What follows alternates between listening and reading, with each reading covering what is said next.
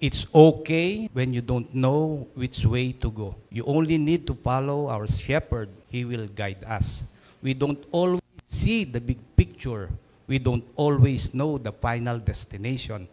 But we can trust God as we follow Him closely day by day. Talaga sa totoo lang, hindi po natin alam ang bukas or mamaya o ang future natin.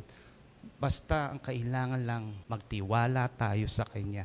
Sa Kanya tayo sumalig. Sa Kanya tayo magtiwala ng buong puso. Yung tupa na nawawala. Pero nung narinig niya, tawag ng pastol, musunod lang siya, tayo ganun din, magtiwala tayo ng buong puso sa ating Diyos na buhay. Trusting the Lord begins by believing in Jesus for salvation.